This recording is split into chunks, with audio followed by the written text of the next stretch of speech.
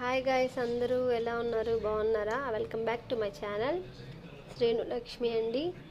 So నేను ఈరోజు ఎందుకు ఇది చూపిస్తున్నానంటే, ఇది జీడిపప్పు. మొన్న మేము యాక్చువల్లీ 1 వీక్ బ్యాక్ అరసవల్లి వెళ్ళామన్నమాట సండే. సో అక్కడ కొని మోసపోయామన్నమాట. నాలాగా ఎవరు కూడా దయచేసి, వాళ్ళు ఇచ్చిన పప్పు బాగానే ఉంది తిన్నప్పుడు. సో బాగుంది కదా అని ప్యాకింగ్ చేశారనమాట. ఇగో ఇలాంటి ప్యాకెట్స్లో ప్యాకింగ్ చేశారు. ప్యాకింగ్ వైజ్ అయితే మాకు బయట చూడడానికి చాలా అంటే చాలా బాగుంది, కానీ ఓపెన్ చేస్తే 2 ప్యాకెట్స్ గాయస్ చూడండి ఎలా పోయిందో.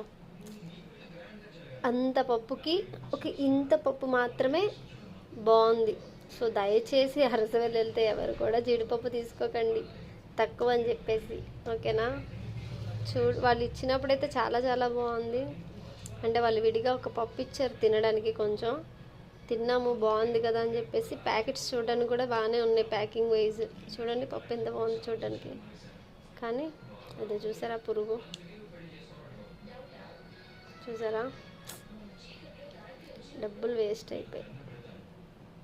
ఏం చేస్తాం, కొన్ని ఎలా పోవాలంటే అలాగే పోతాయని కష్టపడిందల్లా ఇట్లాగే పోతూ ఉంటుంది. చూడండి, తినింది లేదు. ఇంత పప్పు ఏం చేయాలి, వేస్ట్ పోయినట్టే. చూసి బోల్తా పడ్డాం.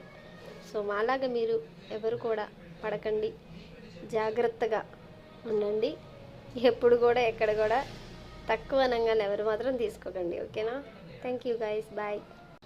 అండ్ బాగున్న పప్పు కూడా మీకు చూపించాలి కదా. ఇదిగో ఇది మాత్రమే బాగుంది, ఇంకా అసలు ఏం బాగోలేదు. ఏం చేస్తాం గైస్, ఇంత పప్పుకి ఇంత కొంచెం ఏదో ఒకటి జస్ట్ టేస్ట్ కోసం వచ్చినట్టుందన్నమాట, అంతే.